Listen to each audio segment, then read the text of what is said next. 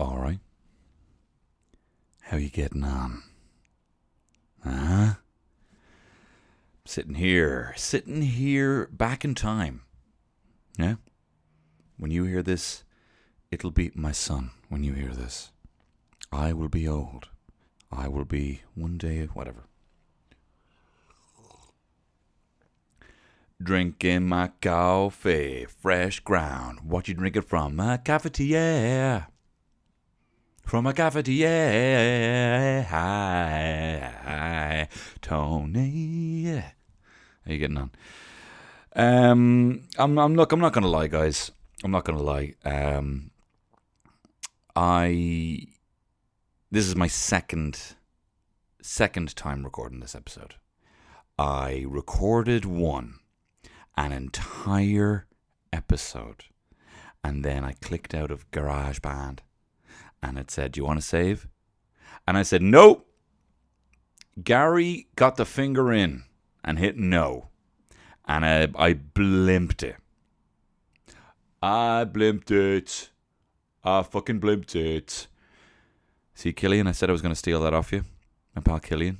He used that. He's like, "Oh yeah, I tell you, Fine Gael really blimped it in the elections." And I'm like, "I'm stealing that. That's mine now." And I told him I would. So here it is, part two. Part two of doing this episode again.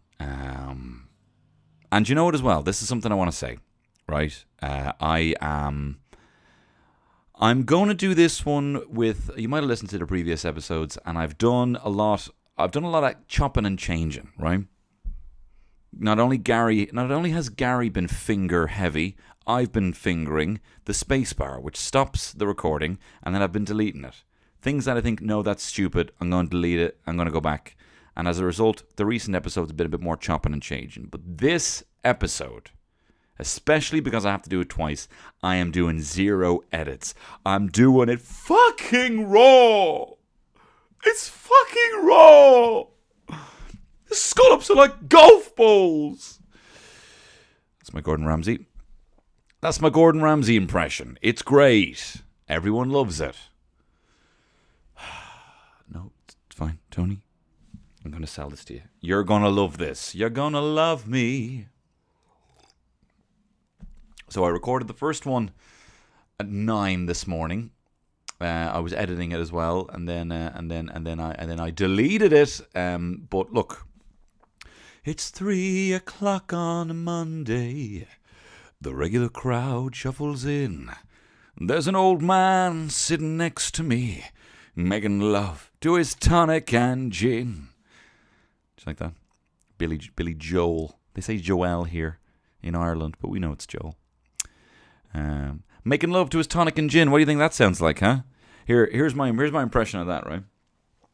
Say just for example, say, because I do the good Gordon Ramsay one as well. So here I am, right? I'm in Rockefeller Center, Rockefeller Plaza, auditioning for SNL, right? And you have to go in with impressions, right? So here I am. I'm in front of Lorne Michaels, right, for SNL, and I'm going to give him my impressions, right? Hey, Gordon, how you getting on? Fair enough. So I do a couple of impressions. Here's one I do Gordon Ramsay, right? Here's my impression of Gordon Ramsay listening to the latest unedited episode of Tony Campbell's Shit Show, right? Here we go. It's fucking raw! Right, so that's one. Here's another one I do. This is my impression of what it would sound like if, you know that line in Piano Man by Billy Joel, where he says, "There's an old man sitting next to me, making love to his tonic and gin." This is what I think that would sound like.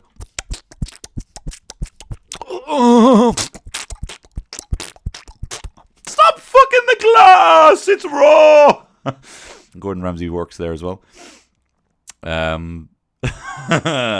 Lorne Michaels is nodding along. If you like it, then say something, Lorne, right? Don't you know who I fucking am? Don't you know who I am? Here's another one I do. This is one of Johnny Depp moving to Sweden and starting to incrementally kind of pick up the accent, and as well as that, he's kind of picked up the metric system, right? Do you get the premise? Okay, well, say yes if you get the premise. Sorry, Lorne, I'm just a bit excited. Lorne Michaels, here we go. This is Johnny Depp living in Scandinavia, in Sweden, and he's given directions, right? Oh, hey there. I'm Johnny Depp. Are you looking for the delicatessen? Yeah, it's about 200 meters or so down there. Oh yeah. If you just pass by, Oh yeah. Edward Scissorhands. I remember Tim Burton. He said, Tim. He said, oh well, if you want to, we're gonna put scissors on your fingers, and they're going to be 30 centimeters or so. Apparently, Lauren, apparently you don't laugh. So famously, Lauren doesn't laugh. So here's my last one. Right, this is one I do. This is my impression of Liam Neeson getting himself out of trouble. I don't know if you remember Lorne Michaels. He said he wanted to bash all the black people. Well, this is my impression of him getting himself out of trouble. In a very here we go. Here we go. Curly whirly. Oh, Liam. Yeah. Listen, all those comments I've made in the past that have caused some controversy, I do apologise, and I would like to point out now that it was essentially all just a bit of promotion for my new film, Taken the Mick. I was only messing. And then, and here's just a classic one, just a zinger, because funnily enough, I was trying to impress my niece, and I did an impression of a cow, and it was so good that my mother-in-law, this is no word of a lie, 2 days ago, said, "Oh my goodness, that's incredible. That sounded exactly like a cow," right? So this is what I was doing, right?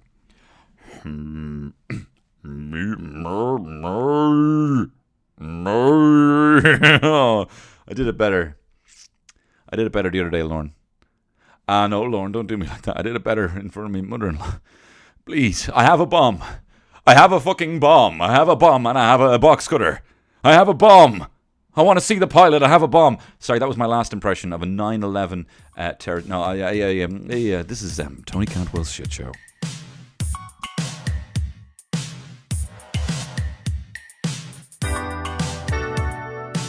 It's Tony Cantwell's shit show.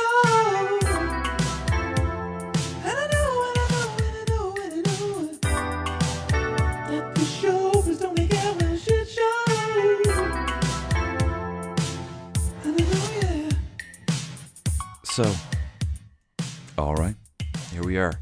Episode 12.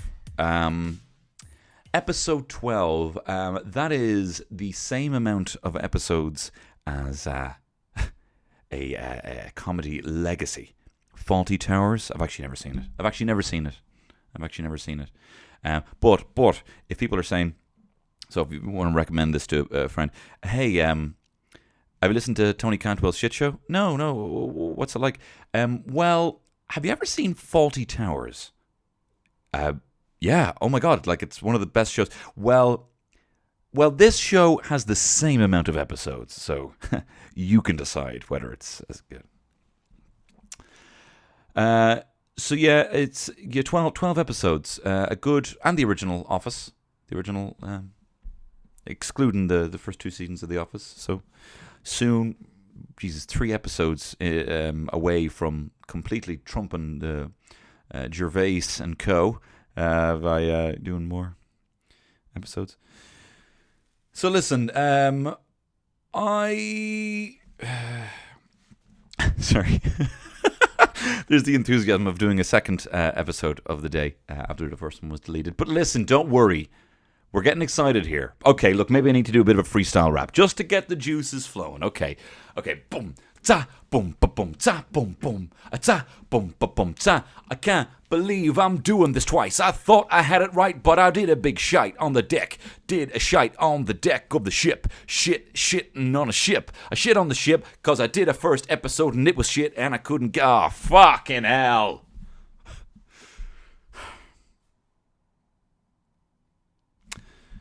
You wouldn't treat a dog like that. I got a nice message from someone.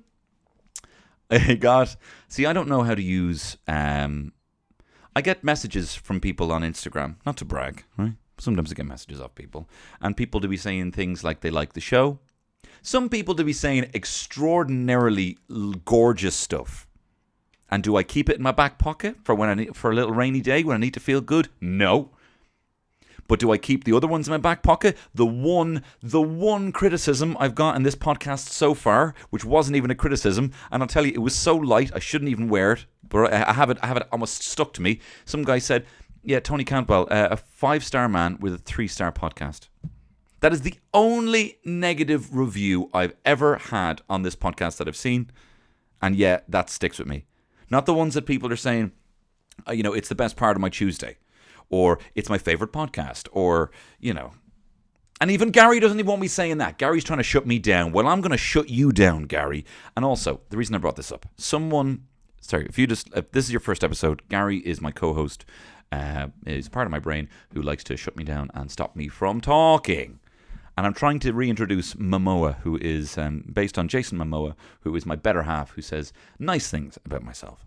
And the both are kind of Momoa is a secondary character. I haven't fully developed him yet. Anyway, sure. Someone got in touch on Instagram and they said, and again, this is why I feel like an old man. I get messages on Instagram and I can't find them again. They get missing and I can't find them again. So someone very nice, so thank you very much for sending this message, said, hey, Tony, and I'm paraphrasing here. I can't remember exactly what she said, but it was something like, hey, Tony, oh my God, you're stunning. You're the most amazing man I've ever seen.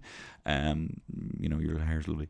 No, she said, hey, Tony, I had my own Gary experience in that I was doing my driving test, and while I was driving, I had this voice in my head kind of telling me I couldn't do it, and I had to pull out the whole, you wouldn't treat a dog like that. And I was able to pass the test. So, congrats. Well done on that one. I should point out as well, this whole Gary voice in your head, this negative voice, isn't my thing.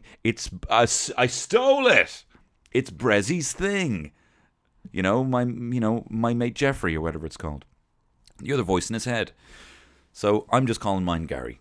And, I stole the Jeffrey thing. I stole Blimpta off Killian. And I stole Clem off Owen Colgan and the Hardy Bucks boys. So, patter theft, fine. It's not material. Do you know what I mean? I'm not, you can call me Amy Schumer because I stole a thing. Anyway, guys, I did say, if you were listening to the last episode, I was talking about Valentine's Day, and I gave you some lovely romantic tips on what you can do to brighten up your partner's Valentine's. Some sweet ideas, just to remind you some of them. One was get them some cured meats, or a charcuterie board was one. Another one was write them some erotica. Write them some erotic fiction. That's the one where I had a breakdown at the end of the episode because I could barely get that out. Write your partner erotic fiction, potentially based, you can do whatever you want. You can do a fairly, oh, hey, it's just you and me. Hey, you and me, we're in the Morrison Hotel. Or you and me, we're, whatever. Or it's, or go crazy. Say, I am, you are, you're one, and I'm Oisín, and I've just gone to Tir na Nog, and I've just put my foot down on the ground, and I've turned into an old man, and you and me are having sex, and we're both old men. Whatever you want to do, you can write that as your fiction. And another idea was looking at the first messages you've sent back and forth to your partner to kind of be like, hey, that was the first thing we said to each other. Isn't that sweet? I got it embroidered on a towel. Now, did I follow my voice? Did I practice what I preach? Did I do fuck all, you creep? Mama, mama, mama, I did fuck all. I didn't do that. I didn't do it. I didn't do any of those things. You can't trust me. You shouldn't trust me as I don't trust him as far as I can throw him. So you shouldn't be trusting me. I didn't do it. Well, you should. I am your guru. I'm whatever. I didn't do it. But here's a little tip for you. Yeah. You see, on Valentine's and birthday, there's always a mythology to it. Don't worry. I didn't do what I said I was going to do, but there's a reason. The reason is, today it's Monday. My wife's going to be home. My wife is going to be home in about an hour, right? I bought her flowers today. a couple of days after Valentine's, right? So while everyone's posting their things online, oh, my partner, oh, I love them, I'm bringing in flowers 4 days later. So now I stand out and she's going to be like, oh my God, wow, you did something special on just a regular day when I could have done with the cheering up. Bingo. That's what you need to do. And especially with birthday presents, I have a policy of not giving birthday presents for 6 months after it's the person's birthday. All right? It's not that I forgot. You give it 6 months later, and then you just meet up with them for brunch or coffee or whatever it is, and you're like, oh, hey, here's your birthday present. And they're like, oh my God, that's so sweet of you. How thoughtful of you, ignoring the fact that essentially you're handing in your junior cert test a month or 6 months later. Or whatever, your homework, 6 months later. Forgetting the fact that this is 6 months late, they're like, oh my God, that is so sweet. And then what's supposed to be a big thing for them on their birthday, getting a present. And you don't want to be giving presents in the mix of all the other presents, right? You want to be given a present in where yours gets to stand out. So what would have been a very selfless act of giving someone a present now becomes the Tony Cantwell trademark of a very selfish act where I want to be praised for giving you something 6 months late. Yeah, no, yeah, just it was knocking around the house. So anyway, yeah, I did think about it. Here's your birthday present. Yeah, why don't you open it in front of everyone? Yeah, open it now.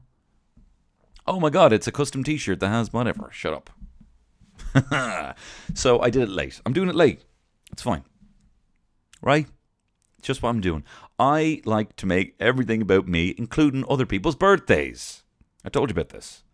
When it was my brother's birthday, I was so spoiled growing up that my mum couldn't deal with me pulling a strop, so she used to give me a birthday present on my brother's birthday.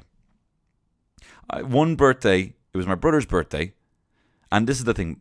So because I used to get a present on my brother's birthday all the time, I told my wife this, and she found it funny, right, that I used to get a present, and then I'd go around to everyone at his birthday party, and be like, it's my birthday as well. It's my birthday, hey. Tugging on their little tiny Tony, tugging on their shirt. Hey, it's my birthday as well. And my brother's mates be like, I don't think it is. I'm like, well, look at this. Look at this Batmobile that I got. Like a big present, like a big Batmobile. Yeah, well, look at this. So, what, did I bring this from home? What, did I stutter? It is my fucking birthday as well. It's my birthday as well. And then my brother would be like, happy birthday, dear Andrew. And I'd be like, and Tony, 'cause it's my birthday as well. And many more. I'm also the kind of guy, I'm the kind of guy who sings the and many more at the end of the birthday song to make it about me. So it's my wife's birthday. Happy birthday, dear Terry. Happy birthday to you. And everyone's looking at Terry and they're doing the cheer. And then I will whip out a and many more. And then everyone looks at me and they laugh. And I've then taken the focus off my wife. He really was an horrible cunt. So listen, I'm kind of biding time here. You can call me Joe, because I'm biding time, that is, because I don't want to talk about what I planned on talking about, right? I stupidly listened to some advice on Twitter and watched the Late Late Show Valentine's special. And it's a 2-hour show. I'm going to give you my short synopsis of it. Unbearably boring and worse than the coronavirus and Storm Dennis. Sometimes you just think, you listen to the news. I'd be like, hey, Google, what's in the news today? It's probably going to start talking behind me, right? Oh, it's not, thank God, right? And I'll say that, what's in the news? And they'd be like, coronavirus, 68,000 now, with the virus. Storm Dennis batters 16,000 homes. And the Late Late Valentine's show. And you're just like, is this the intro? Is this like the intro to, like, when you see, like, there's a post-apocalyptic movie and then there's flashbacks and there's news reports kind of bringing you up to speed, like World War Z or I Am Legend or, Watchmen or something like that, where, the U.S. Army put, Iran and nuclear to whatever. What am I talking about? But anyway, yeah, it's worse than that. It was so boring. So thank you very much for people who wanted to obviously get something along the same lines as the toy show that I watched and I reviewed. But oh my God, was this show cripplingly boring. And you know what as well? And I'm hoping to do something. I've 2 things that I've potentially pitched for the RTE iPlayer, which hopefully I can get made. So I don't want to have a go, but Jesus Christ, this thing crashed about 50 times. So what was a 2-hour show turned out to be a 4-hour experience. And I said to my wife, I said to Borat, my wife, I said, Bor, honey, how about tonight? She made a lovely dinner. And then I was like, how about we watch the Valentine's special? And she's like, great. And then it turned into a 4-hour ordeal. She was pretty much wearing the cushion like a face mask, like fucking Ned Kelly, because she was cringing so much. Ned Kelly? Or is he the carpet salesman? That's Des Kelly. Anyway, she was like an Australian bandit wearing a fucking pillow on her head because she couldn't watch the thing. So I kind of ruined Valentine's with that anyway. But anyway, look, I'm going to do a quick play-by-play. Right? If you saw it, great. You can enjoy this. If you didn't see it, I'm going to try and set the scene as much as possible. Right? But without getting into the fucking minutiae of everything. Basically, the Late Late Show Valentine's special, all the audience were single people. Right? There was 200 single people and they were loose, man. They were loose. I was like, hey, is this audience a French rugby team? Because they're too loose. They're too loose. I'm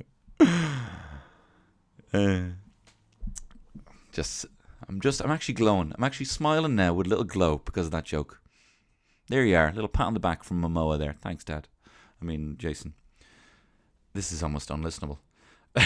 So the audience were loose. And I know from experience, I've gone to my RTE tapings, right? When I was in college, I think I went to about 8 RTE tapings. Did I want to see the Craig Doyle show? No!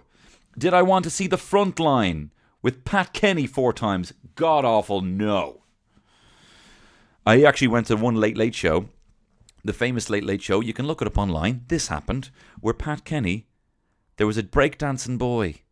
There was a flying boy, grounded, and he was breakdancing. And he was doing unreal breakdancing, and then he said, and I'm going now next week, I'm going to go to New York, I'm going to go to a breakdance competition.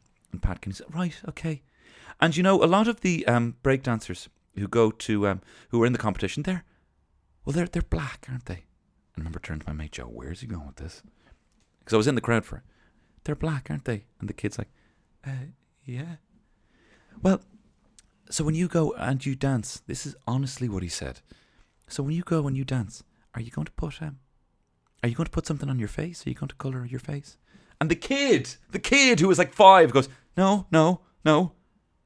And Pat goes, I don't know why this was his fixation. Pat goes, so I suppose you're going to be the next biggest great white breakdancer.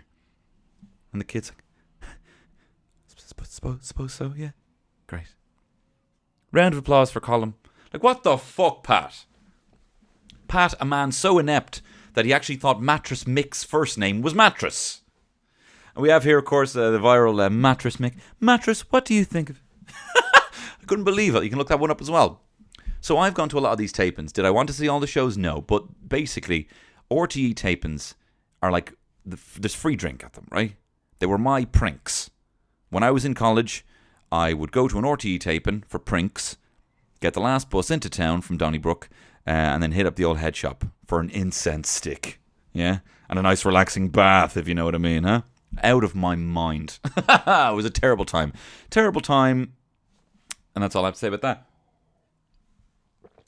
But, so I've gone to these tapings, and you want to know where you want to know where your cash money's going? You want to know where that TV license is going? It's going in the bellies of the people who are in the crowd, because they do be rinsing the place out with wine.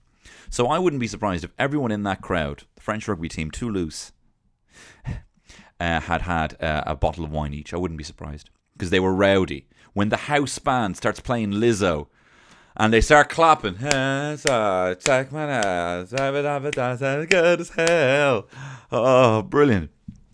So they have their bottle of wine, and then they sit down, and then they realize, you can see it in the crowd, they realize now they have to sit through 2 hours of the Late Late Show. And Ryan comes out, and I thought originally he was wearing a purple suit, and I wrote down on my notes here, I wrote, purple suit, wow, clearly a nod to Joaquin Phoenix in The Joker. And then the lights revealed that it wasn't purple. And I know he doesn't wear a purple suit in the film. Before you start screaming back in your headphones, I can hear you. And you know what I have to say, right? And you know what I have to say? I have to say that Tubbs... Wait, have I been calling him Pat Kenny? Ryan Tuberty. I hope I didn't just call him Pat Kenny. I feel like I did. Anyway, Ryan Tuberty. I'm not editing this. It's fucking raw! We're keeping it raw. Ryan Tubbs, do you know what? He's good. He's good with a crowd. You know? Is anyone worth that money? No. No one's worth that money, you know? Especially when, you know, loads of things could be made. I'm not having a go. I don't think you should take it away from him, you know? It's just a lot of money. And when you see... I'm not... Hey, look. I'm trying to get something fucking made in the RT player, Tony. Don't be a fucking idiot, right? So anyway, everyone's going mental at Lizzo. And there's a bunch of flowers with legs. Sorry, on the stage there's a bunch of flowers that have legs. And that's the setting, right? And Ryan comes out, he's telling a few zingers, you know, and then he sets up the premise of the show. And the premise of this show, this edition of The Late Late, is that there's 200 singles in the crowd, and there's going to be the chance for couples in the crowd to pair up and win a holiday, right? €1,500, a holiday, where they can go, I don't know, whatever, fucking holiday, whatever, shut up. So basically he calls down one girl. This girl, Cara, comes down. She's from Finglas, she's 25. And at the front of the crowd are 3 love seats, like 2 kind of couches. So Cara comes down, she's from Finglas, she's 25, she works in management consultancy. She seems kind of bubbly. I doubt any woman alive would like to be called bubbly, but hey, Cara, you were bubbly, you seem nice. Ryan's like, hey, you know, what's the crack? Well, you know, what's your dating life been like? And she goes, I tell you, whenever I give people a chance, they're dickheads. And everyone's like, whoa! And I thought, that is edgy stuff. Like it, right? She tells a very funny story about the fact that, I'm not doing fucking play-by-play, but whatever. She meets a guy from Donegal. This is going to get excruciating, right? No, just because I don't want to go play-by-play. She met a guy from Donegal. They went out for sushi. It was €24. She thought, that's fine. He paid for that. It was cheap enough. And then he says, here, can you Revolut me 12? Curly whirly. Hey, remember those crab rolls you had? Well, can you Revolut me €12? I'm dying and broke. I'm fucking... that's the thing. That's my little impression of what I think that went down. Sorry for losing it there. I just got excited with the voice. Anyway, then, I'm actually feeling lightheaded now. Anyway, next up is Katie. Katie, I wrote down, the only thing I wrote down was not wearing a bra. Not something I should, whatever. You know, she seemed full of life. She seemed like she's having a good time.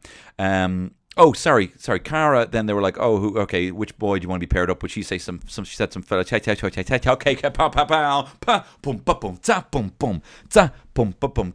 Cara, hey, it's Cara from Finglas. She's not going to have a ring on her finger. She's not going to get a ring on her finger because she wants to get a finger. Oh, unelectable, unlistenable. Anyway, so then she sits down. Some fella called Ryan sits down. And then every time a boy comes down to sit next to their date, the house band start playing, Here Comes the Boys. God awful. So Ryan sits down. He seems like a nice guy. Whatever. She said he had straight teeth, right? That was her. And also, do you know what I like, right? It's nice to I think, okay. Everyone, when you ask them what they look for in a partner, right? They say, kind. Well, he had a kind face, so he's kind. Everyone says that, right? Everyone says they prioritize kindness above everything else. Then what you swiping for? I haven't done Tinder. But what are you swiping for then, if you're prioritizing kindness, right? Everyone says they prioritize kindness, but you know what? I think they prioritize a great ass off a man, rather than the kindness. I don't know what I'm talking about. Whatever, moving on. Katie comes down. She wasn't wearing the bra. She's just back in from Australia. She blimped it. This is the first clanger of the night. Clanger. A clanger. I don't know if this is a comment. I don't know if this is a thing that exists or if I've created it, but the only thing I could call it was a clanger because a couple of times across the show someone said something and it died on its arse, and these were a rowdy crowd, right? So it would take a lot to say something and have this crowd not laugh, but she clangered it, right? Like essentially dropped a load of scrap metal on the floor, clang, dropped it on the floor, right? And the first clanger came from Ryan was like, so yeah, I think you've been submarined quite a lot, huh? Submarined. So can you tell us what it is to be submarined, right? An analogy, essentially, that someone's there and then they disappear under the water and they pop back up like a submarine, right? And she goes, yes, I've been submarined. So what submarining is basically when you have someone and maybe you're hitting it off and then they disappear, and then a couple of weeks later they send you a message. And Ryan's like a submarine, it's like you kind of lead her into it, It's like, yeah, like kind of exactly like a submarine, like how they just send you a message. Clangered. So then she sits down. Terry then comes down. And Terry, here comes the boys. So Terry sits down next to her. She said she liked his navy suit. We'll see how these crazy cats get on later in the episode. Then you have Daisy, right? And I thought Daisy, right? She seems cool, right? She's kind of cool, kind of gothy vibe, right? She's 26. She's a mom of 3. Lovely, right? Great. And then Ryan says, oh, so apparently your friends would call you a bit of a princess, high maintenance. So, and then he made a bit of a zinger. He was like, your friends call you high maintenance. Why is it you call them friends? Which I thought was funny. What I wrote down here, right? And I was like, right, I can take the high maintenance, right? That could be misleading, right? A bit of a princess. Ooh, alarm bells already for that. And then she's like, and what's your hobby? I'm into cosplay. Run! Whoever she says, if someone says your name, you need to fucking run. Look, I have a spider sense for speech and drama kids. I've told you this before. They scare me. There's a level of just like, you could just be saying something to them and they just smash a vase. Smash a vase, I should say. Just this unpredictability of the speech and drama kids.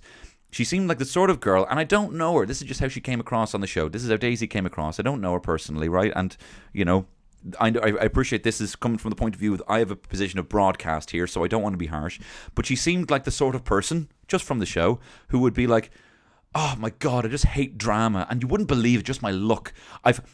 It seems like all the bosses I've had in my last 5 jobs are crazy. They're cunts.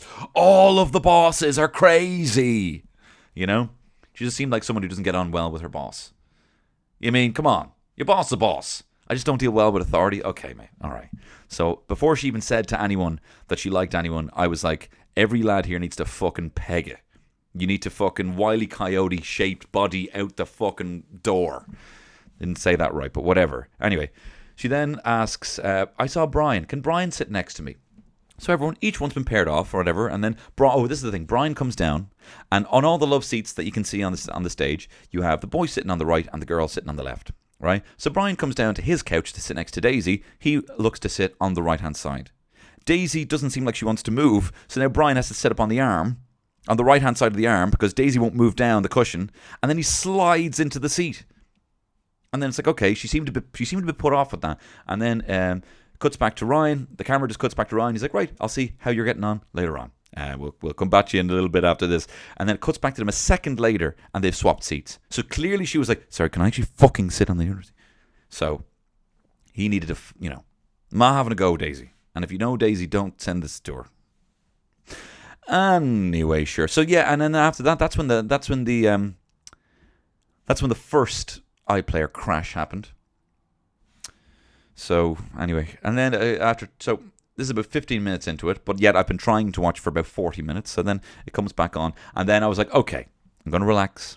It's fine, because we've got Diane, the one and only, da away from me, Chesney Hawks. It's me, Chesney. You remember Chesney Hawkes? Ryan's talking to the audience. Hey, audience of millennials. You remember Chesney Hawkes from the hit in 1991, right? Anyway, cuts to Chesney Hawkes, who has a fucking banger with I am the one and only. And you know what? To be fair to him, as a one-hit wonder, he was playing it, he looked incredible, right? He's about 47, he looked about 28, but if that 28-year-old smoked too much. So it's a backhanded compliment, but Chesney, that's what you looked like. You looked about 28, but you weren't looking after yourself. But, you know, you look great, right? And he sings the one and only. And I was thinking this, because when I see one-hit wonders, I sometimes worry, right? I try and keep my portfolio of comedy and work that I do diverse, right? I like to act, I like to do this podcast, I like to do reviews. I like to do reviews. Was a fucking CV, personal. Hey, on my bottom of my CV, and then personal hobbies. I like to go to cinema with my friend and hang out with my friends. I go to the cinema and I go bowling and I like to hang out with my friends. Personal info. What am I talking about? Anyway, so as someone who likes to keep a diverse comedy portfolio, Gary is kicking off in my head, but he's not going to win. I see someone like Chesney Hawkes, and I worry sometimes that for a lot of people, you know, I mean, I'm the Plune guy. People shout it to me on the street. I love it. Don't do it more, though. Don't do it more than people currently do it. But, you know, someone shouting Plune at me, they're like, hey, Plune. They're like, that essentially is for them saying, they're not trying to get one up on me, right? They're essentially saying, I liked that video. I laughed at it. I'm letting you know, essentially, in a very short way, while trying to impress my friends by being a show-off, I am trying to let you know that I like that. So I have issues where I'm like, is this Plume thing going to follow me for, 30 years? Totally fine if it does. Well, currently it does. I mean, Chesney Hawkes did say that he had a bit of a divorce with the song where he hated it for about 20 years, but now he's back on side. Whatever. So when I see a guy like Chesney Hawkes owning it, I'm like, do you know what? Yes, that's the way to do it. It's part of you now. People love it. He's owning it. I am the one and only. And he looks incredible, right? But then he gets up and he starts high-fiving the people on the hot seat. Now, I was thinking, this guy looks... I'm not having to go at anyone who was on. I'm not having to go at Brian, Terry, or Ryan, who were the guys who were sitting on the hot seat. But guys, Chesney, who's probably twice your age, looks better than you. I'm not having to go. So if I was sitting on the hot seat with my bird and Chesney Hawkes was coming along to high-five me like he was on the show, I would fucking spark him out. He'd be coming over. I am the one and... Fucking chat to my bird. No, he fucking should be chatting to me bird. And I'd be carried out. I wouldn't let him come near my bird. Right? I'd be worried about him running away with her. So they were able to maintain their cool, and they gave him a couple of high fives, and they were kind of dancing, They were kind of like dancing along with it, which was just... Do you remember dancing?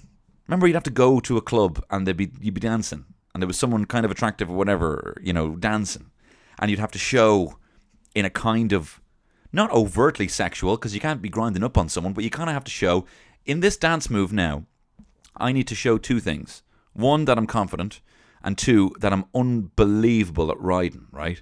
But I have to do it without actually doing moves that mimic riding, which is not easy to do. That's all dancing is.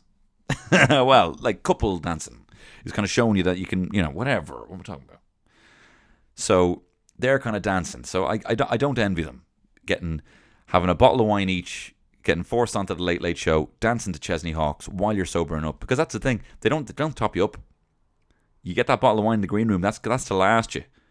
There's everyone there about an hour in with the headache. You know the headache you have from day drinking? You might have watched the rugby, and then 4 o'clock you've kind of gone back home and you're like, fucking hell, I need to keep going. So anyway, what am I talking about? Chesney, unreal.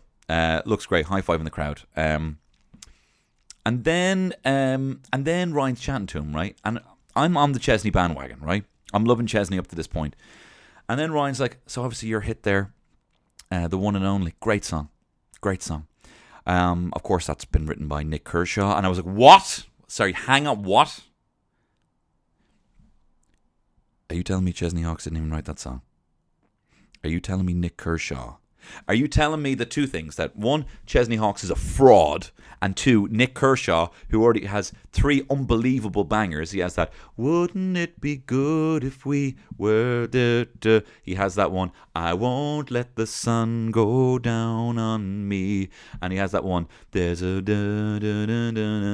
Nick Kershaw, unbelievable bangers, right? 1984, he had like banger after banger, right? And now he has the one and only. So I'm like, why? So now I'm like, sorry, you have just been the singer of this song for the last 30 years. Why do I give a shit about you, Chesney? And then I just wrote down in my notes here, boring, boring, boring man. Go away, boring man. And then the second iPlayer or RT player crash happened. And I couldn't get it working for another half an hour. So I'm watching for an hour and a half, and I'm about 25 minutes in. Lovely stuff. They cut back to the couples on the couch. Karen and Ryan, who were the first couple, they seem pretty happy. Ryan has revealed to Karen that he first kissed someone when he was 15 at the ploughing championships. So they got a bit of banter there. Katie and Terry. Terry is the man. Katie is not obviously the woman. Although, funnily enough, then they reveal that Terry is a primary school teacher and his middle name is Mary. They get a great laugh out of that.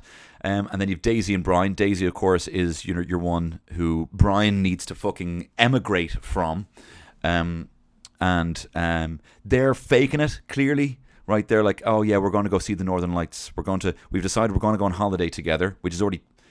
It's typical of Daisy. I don't know Daisy, but it's typical for her to be already this deep in with Brian. Like, my biggest worry about... I'm very susceptible to whole, like, yeah, okay, that sounds cool. Yeah, okay. Without actually saying no, that's not something I'm into at all. So I wouldn't actually know how to say to someone, like, I actually physically don't even... If Daisy was like, let's go to the Northern Lights, I'd probably, yeah, sometime, yeah. Let's go to Iceland, yeah. And then I'd text her like 5 minutes later, I can't do that. That's how I communicate, right? I'm terrible for it, right? I can't just be like, I'm not going... Because what do you say? I'm not going to the Northern Lights with you. No. You know, some people just... So Daisy had somehow wrangled Brian into going and seeing the Northern Lights with him. Does this make sense to anyone? Is this... Look, if this doesn't make sense...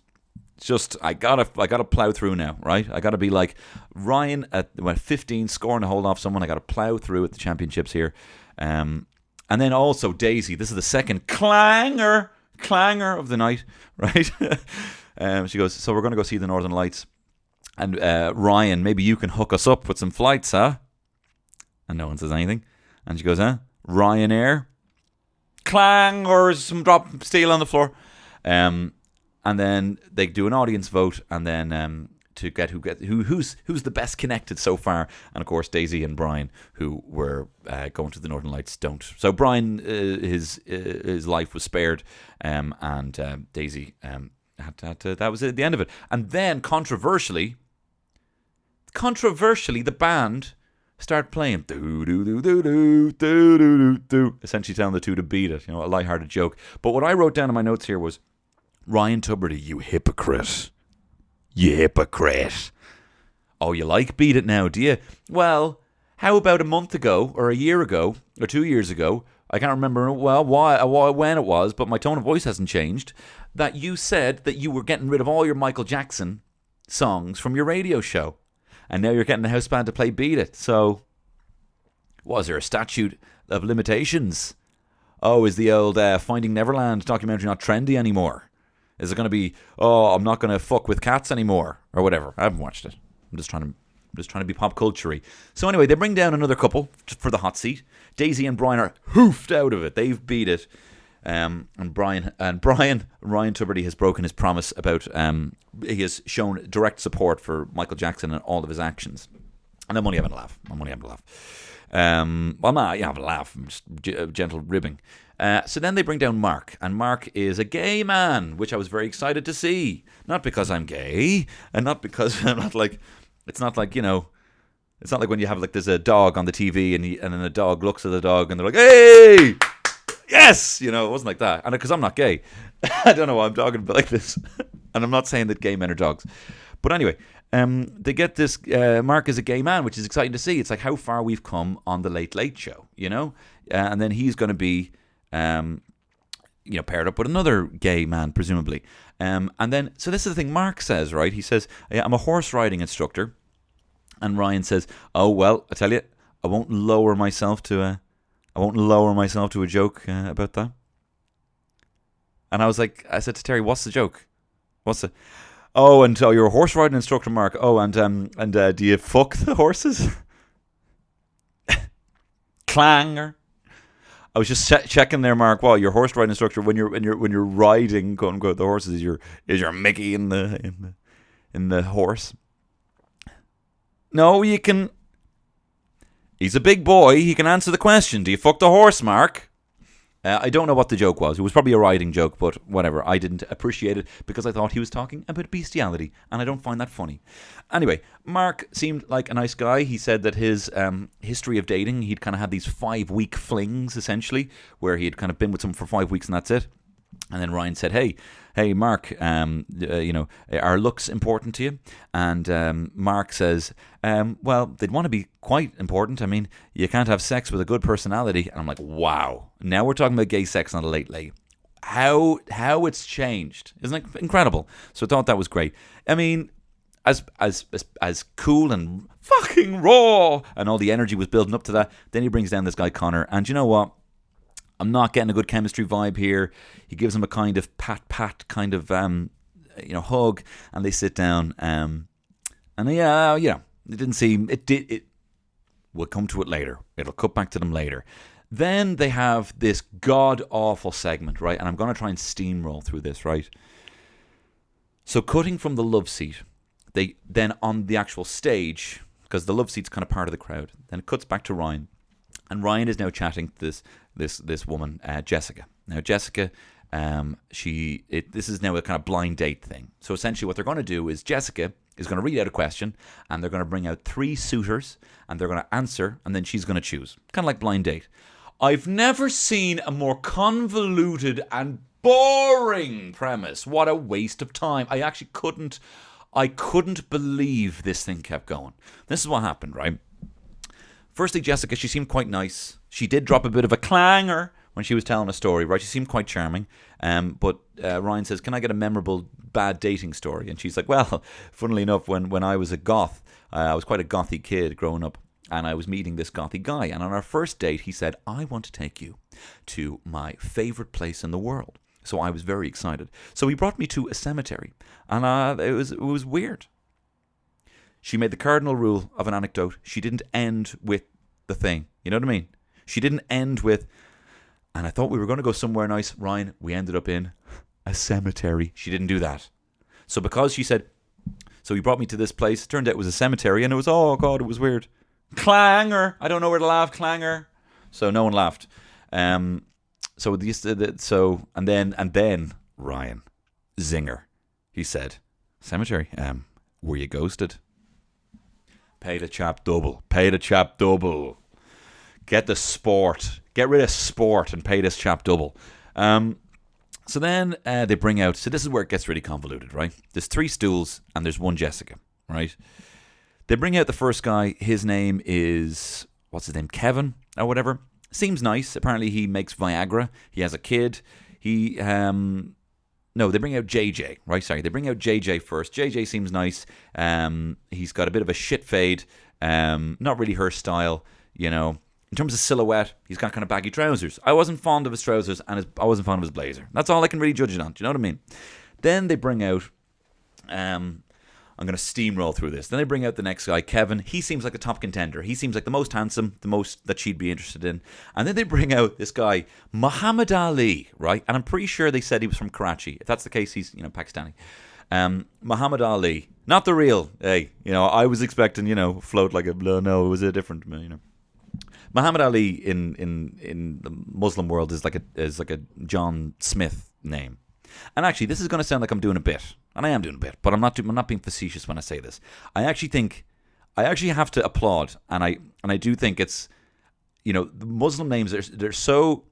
Sorry, no, this is gonna no, forget it. I'm not talking about it. No, I will. Fuck it, right? I'm not doing a thing. Like I'm not gonna fucking. No, this isn't even a bad thing. Not even a bad thing. I'm just gonna say Muslim names, they're very committed to Islam. You know? Like they're proper. Oh no! Like no, I'm gonna finish this right. I remember working in a call center, right? And I remember you'd have to call all the names in alphabetical order. And I remember calling about 20 Muhammad Islams in a row. And you just wouldn't get that in any other religion. You wouldn't get a chap calling himself, "Hey, how you doing? My name's Jesus Catholic. How you doing?" Or this is my pal, Buddhist. How you know? Hey, Moses Jew. What's the crack? How are you getting on? You know? See, wasn't that bad. I'm just saying. Anyway. So anyway, Muhammad Ali, not the real. No, he is the real. He's not. Not the boxer. Comes out. So you have these three lads, right? So you're like, okay, whatever. This is taking about 20 minutes for these lads to come out in the first place. So they're like, okay, let's get started. And then they're like, oh, hang on, we have another suitor. And then you got this guy, Kevin. No, whatever. You got another fella comes out. Mark. No, Daniel. Fucking doesn't matter. You have these three lads, right? And then this guy, Daniel, walks out. And Daniel, he isn't necessarily as svelte or as stylish as the other lads, right? He's by no means a big guy, but he'd be the sort of guy who, if he was on X Factor, Louis Walsh would be like, Daniel, you're so much fun. You know. They love you. You go out there, you're having fun, and they love you. So he comes out, and then they're like, and then Ryan's like, oh, well, there's no stool here for Daniel. So this is where the twist happens. I'm like, oh, what's this? So Daniel, you now have to get rid of someone and take their seat. And then the audience is like, oh. And then Daniel, who seems so fucking shy. It seemed like this is his worst nightmare. He's like, okay, well, does anyone want to go? No? Right, well, I want to go in the middle, so then JJ, who would have been the top contender, got the boot. JJ in the middle, who would have been the top contender, probably she was giving him sexy eyes. Then he had to go. So then you have the guy Daniel, who's after booting out the top contender. You're like, all right, well look, the twist is over. Let's get on with this fucking car crash. Can she just ask the question, right? And then they bring in another fella. They bring out what's his name? Martin.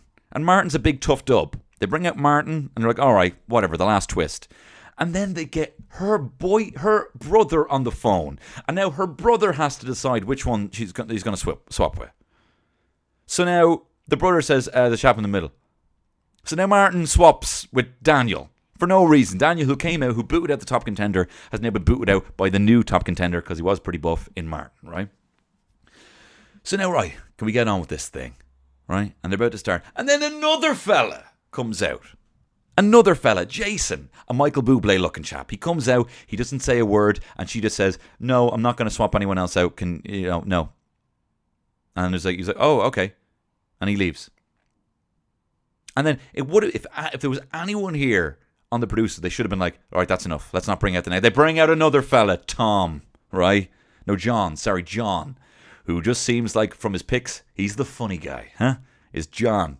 The funny guy. The sort of guy who pulls an eyebrow in a photo. Because he's funny. So John comes out with his eyebrow. I don't think he did an eyebrow, but he seemed like the type who would do an eyebrow. And then she goes, no more people. No more people. Like, what a waste of time. So they get rid of John. And then she asks a question. And guess what the question is? What's your ideal date? Great. And did they have an answer prepared? No. They knew they were going on live TV. And they didn't have an answer prepared. So the first lad, who was a bit of a farmer, right? He says, well, you can come back to my farm. I've got a pony. Now I'm not gonna let you ride it, but I'll show you the pony. Which my wife, which Borat next to me said, is he saying that he's not gonna have sex with her, but he's gonna show her his dick? And I was like, that's the only thing to come from that. My ideal date for you, Jessica, is look, I'm not going to ride you, but you can see my penis. So, he starts dabbing, right? Martin, the new top contender, because he's buff, says, and again, clearly hadn't rehearsed this. He's like, right, well, I was thinking he's dub. He's like, well, I'm thinking if it's a kind of early thing, we can go for a brunch, maybe a bottomless brunch, or if it's late, we can go on like a bit of a pub crawl. Essentially, I want to get you locked. Right. And then Muhammad Ali the Muhammad Ali answers, and he's got a brilliant accent. I don't know what county he's from. Right? He goes, right, okay, well, what's he say? He says, okay, like so, this might sound like a bit bad, but I was thinking that what we could do is we could go for a dinner. That'll be normal, and then this thing might sound a bit bad. Hellfire Club. We'll go for dinner. That's normal, and then this might sound bad. The Hellfire Club. And she's like, okay. And I thought, that's pretty clever. She's a goth. He'll bring her to the Hellfire Club. That's nice. She ends up wanting to go with the old French rugby team chap in the middle, wants to go Toulouse, right? I am gonna drive this joke into the ground, right? She ends up going with the chap in the middle, who wants to get her locked. Great. What a complete waste of time for everyone.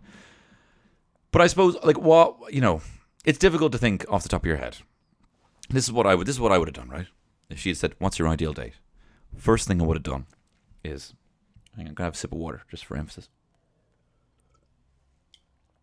What's your ideal date? Tony? And I'd say, hi. And I'd take a deep breath.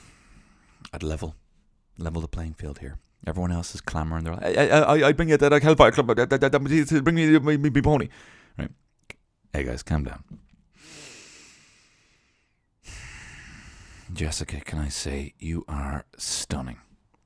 And I can't believe you're 32. You look about 16. Not that that's, not my pride, like, just you look young. Not that I. So, you look young. You look younger than your age. Jessica, you strike me as a real woman. And as a real woman, you deserve the finer things in life. The finest food, the finest wine, the finest guy. And then the camera would pan down from my head, revealing me holding 2 thumbs up pointing at my chest. And it would zoom in on the thumbs, and it would realize that my thumbs are shaking and I'm actually really nervous. Oh, this whole confidence thing had been an illusion. The finest guy. And let me tell you about our date, Jessica. My hand's still shaking. I would take you out in my car. Well, it's me and my wife's car. We shared custody of the car. I would bring you out in my car, Jessica, and I would bring you on a nice, cool night out to the back of Dublin Airport. There's a little slip road there.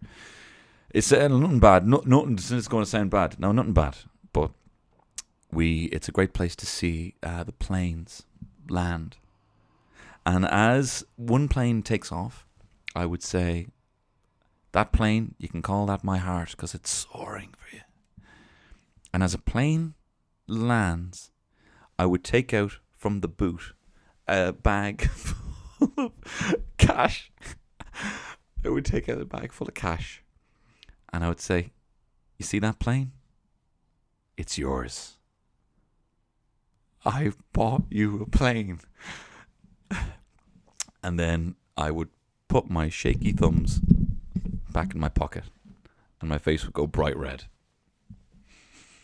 So, Jessica, you decide who you want. Anyway, so it moved on anyway. They got Marty Pello from Wet, Wet, Wet, who came out, sang his classic banger, "You Feel It in My Fingers." And he had the best bit of that song. Now, I'll have to be honest, it's the worst rendition I've ever seen of it. And, I'm fond of Marty Pello, but I didn't think that was great. And but I love that bit. It's written on the window everywhere I go. So he sings Love Is All Around Me. And I was thinking, do you know what? It's a shame that he didn't come out and sing Goodnight Girl. But do you know what? A couple of minutes later, Tubbs goes, "Here, give us a bit of Goodnight Girl." All right. You hear me so deep. Banger. It's such a banger, right? And then he tells a nice story. Marty Pello from Wet, Wet, Wet is on the late... This is actually what I'm talking about. I still can't believe I'm talking about this. Marty Pello, the lead singer of Wet, Wet, Wet, is on talking to Ryan Tubridy. And actually, they seem to get on really well. They seem like they were old pals. And he tells this story about the most romantic thing he's heard, which was his father when Marty Pello's father fell for his mother. His mother was a ticket collector, or as he said in his lovely Glaswegian accent, she was a clippy. Shit accent. I did a shit version of that. I hate myself. And she was a clippy. So his dad used to get the bus every single day to follow her around and ask her out. And everyone was like, oh. Now, I take umbrage with these stories of being romantic, right? Because a lot of these stories you hear, they're usually told of like my parents, so you can kind of picture them, a 90-year-old or an 80-year-old man being like, well, I followed her around for days and I said, you're a girl for me and I won't take no for an answer, right? And then everyone's saluting, it's your grandparents' 60th anniversary. That's the kind of story you hear. I'm like, okay, hang on, Granddad, hang on. You fucking followed her. How many times did she say no before this? Like, I'm not having a go. I am having a go. And I'm not saying that things should change or that PC culture's gone mad or whatever, but a lot of these stories are pretty void of consent. If you look at the Notebook, right? Ryan Gosling, his character, right? It's in the 50s or whatever, 40s, 50s, I think, whatever. And then he goes, he's trying to chat up Rachel McAdams. He hangs from a Ferris wheel, saying he's going to kill himself unless she goes out with him.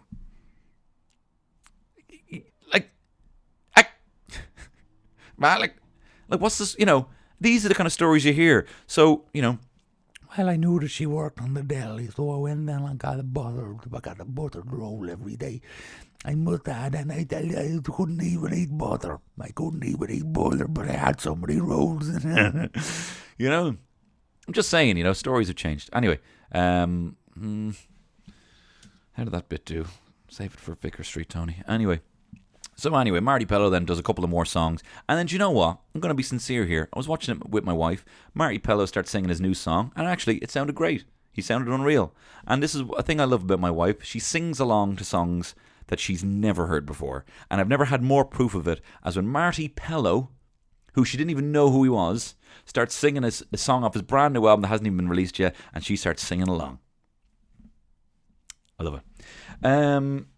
Oh, and also, fucking hell, I was so terrified that the idiots in the crowd who were clapping along to the fucking one and only were going to start clapping along to Goodnight Girl. Gotta bid your wishing well, you're up. But luckily they didn't. They were clapping along to Love Is All Around Me, which I feel like there needs to be a rule, right? If everyone's clapping, fine, clap. But if you find that it starts dissipating and it's less than 50%, everyone needs to stop. You can't have... I honestly don't think in a room you can have less than 30% of people clapping. 30%. If only 30% of people are clapping, it's just it's dog shit. It just whatever. What am I talking about? But yeah, people shut up. So then, for whatever reason, oh god, this is boring. Anyway, yeah. So then Ryan says, so we have another sponsored content. If you thought the ads were good, if you thought there was loads of sponsored content in the ads, well, there's even more. Supermax, blah blah blah. And then they were like, they give 100. What am I trying to talk about here? Basically, Ryan Tuberty gave the crowd, everyone in the audience, a €100 voucher for Supermax, and they fucking lost it. They went apeshit, and I would have too. I was actually sickeningly jealous, even though I had in the fridge a fucking 2-kilo mega box that I bought on Saturday when I came in from the Bray Comedy Festival. Also, guys, thanks very much. Everyone who came out to the Cork show. And thank you so very much for letting me rinse you through Footy Friday tunes. I mean, what a privilege it is for me, a man with glasses, to slag big tough boys. What a privilege it is for me not to get bashed. I was literally calling the chap a wanker on Friday. How you doing, Sean? Thanks very much. And then I came in after doing 2 shows then at the Bray Comedy, which was really good fun as well. And I was pretty drunk. A couple of the lads, they were buying me pints. And this is what I do. I need to reappropriate my relationship with food, right? I came in with a 2-kilo box. Well, not 2, it was heavy enough. Box of mega box, a big spice bag times 10, right? And I kind of came in holding it over my head like fucking Gryffindor. 10 points for chicken ball, And then obviously we were watching that on the Sunday, so I still had loads left over in the fridge. And I'm still jealous of people getting a takeaway. I'm jealous of people. I feel like when I see other comedians performing, I'm like, oh shit, why am I performing even though I perform? And then even though I have a takeaway, I'm jealous of other people's takeaway. So I freaked out when I saw people. I was like, that's shit, fuck them. Don't know why. Don't ask me why. And then I said, look at that, Terry. They're getting 10, like, for just for being single on the Late Late Show, they're getting 10 free Supermax meals, essentially. I mean, even if, about 10 free meals. And then Terry goes, 10 meals? We wouldn't get 10 meals out of 100 quid. And then I looked down and she was like, you weren't going to share that with me. And then she's angry at me about a voucher that neither of us have. And you're fucking dead right, I'm not going to share it with you, Terry. I like private eating. It's one of my greatest joys in the world is going into a different room and eating a fucking chicken. I love it. I don't know what's wrong with me, right? Getting a fucking mega box. I'm meant to be doing a 10k that I haven't even, whatever. New year, new you. So anyway, they got, oh my God. So anyway, then they rolled out this stupid agony OAP thing. And they have Maura Higgins. It wasn't Maeve Higgins' mother. It was Maura Higgins from Love Island's mother. Sharon Higgins. They had Pat Spillane, who apparently, don't know this, one of the greatest Irish footballers of all time. Gaff footballer. Isn't that mad? I don't know that. And if someone, do you know what? If someone was telling me that, if I was at the Gossies and someone's like, oh, I had Pat, I do a GAA podcast, had Pat Spillane on, I'd be like, okay. Because I don't know, that's just not my wheelhouse. I wouldn't be like that. I'd actually be like, oh my God, tell me more. Because I'm not an asshole. Don't know if you listened to my episode on the Gossies, but someone was rude to me. So they had Pat Spillane on, and they had, who I thought was going to be Mary Harney. They said they had a health minister on. It turns out it was, what's her name? Fucking, I don't know. Oh no, I'm skipping ahead. Oh yeah, they also had these old couples who were boring as fuck. I don't even want to go into this. There was a couple, there was Jimmy and Mary, right? This is just quickly, I'll talk about this.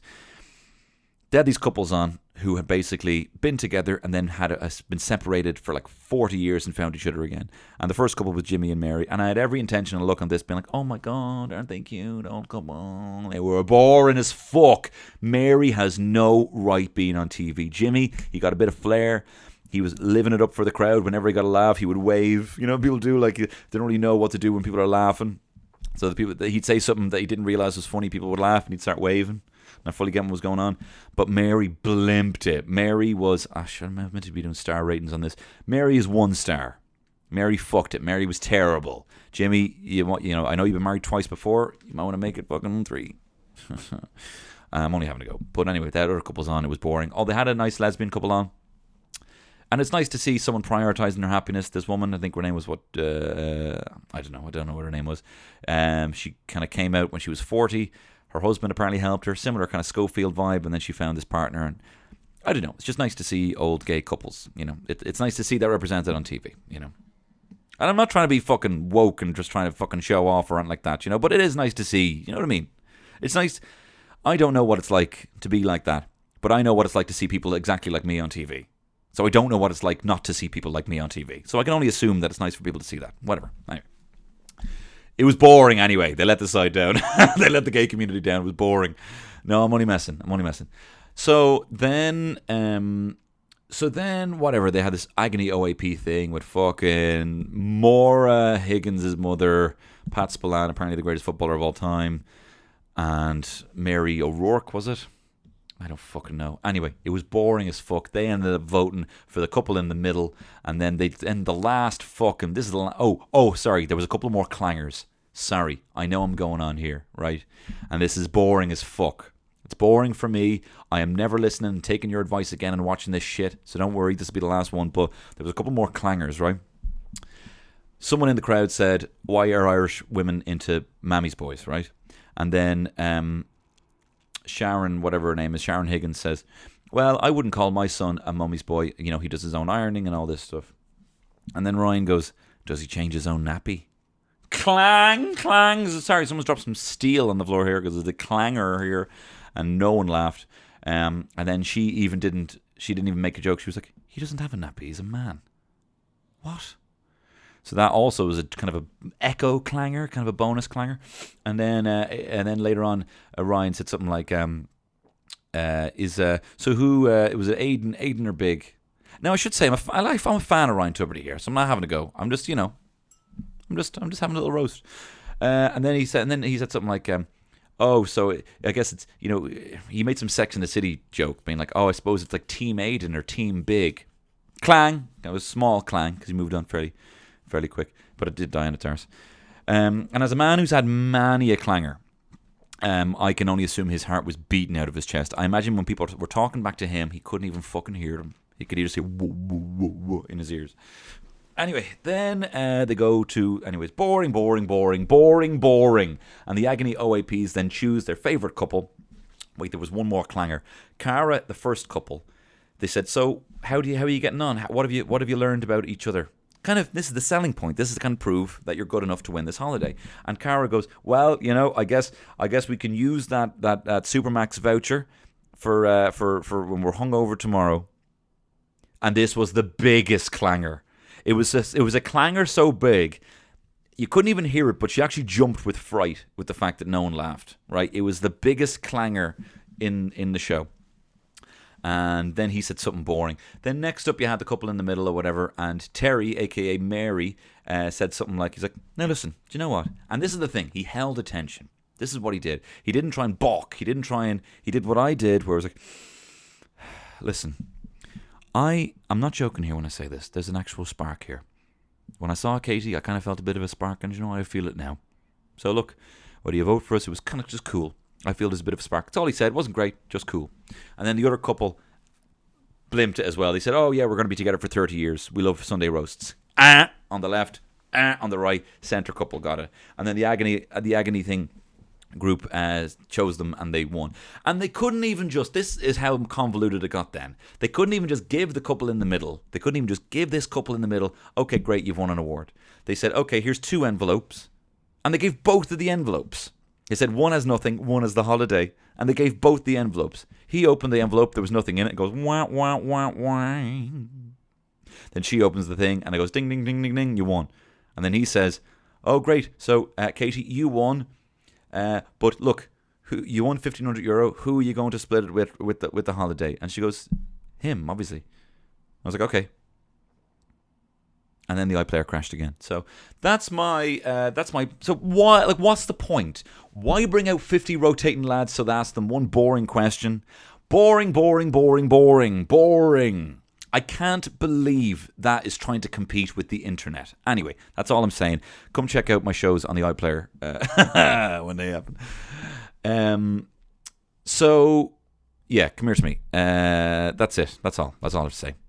If you like this format, if you like me talking about Irish late night TV with a play-by-play, feel free. Let me know. I might do more of it, although I will fucking never watch that show again. The Valentine's special. It was just too boring. Unless there's a good guest on the Late Late. And again, I think Tubbs is he's a good host. He's a good guy. Yeah, you got to lay off Tubbs. He's a good guy. If you would like to see me, guys, yeah, this is the end of the show. Thanks very much for listening. I hope you had a lovely Valentine's. Thanks everyone again to came. Blah blah blah blah blah blah blah. Okay, I'm not doing a rap. If you would like to come and see me live, I'm in the middle of my Pure Graw tour. That's 4 dates under the belt. And I have Limerick on Thursday, the 20th of February. Limerick in Dolan's there. Let people know. It's selling okay. It's selling alright. I think it's over half there, but it would be good to kind of fill that place out. You don't need to know this, but hey, I told you, I'm not editing this. It's fucking raw. I've got Hoth on the 22nd. Sorry, guys, that's sold out. And then Ratot in Meath on March 14th after having a little break. And then the Spirit Store in Dundalk, March 21st. And then the next available date will be March 28th in Cavanagh in Portlaoise. That should be good old fun there in Cavanagh. And then do keep your eyes peeled on the South, because I'm going to be hopefully doing more shit show live podcasts, versions of this in some capacity. Will it be me and a guest? Will it be me trying to talk and then Gary takes over and apologizes on my behalf for the audience? Who knows? But we're gonna give it a lash. And I'm also hoping to I'm hoping to do more podcasts, a different type of podcast, and get more out across the week, because I do enjoy doing them, even though I have to fucking do the same one. Well, actually, I think this one was way better. I'm glad I did it twice. You know what? When life gives you lemons, record a second podcast, and as always, I love you too.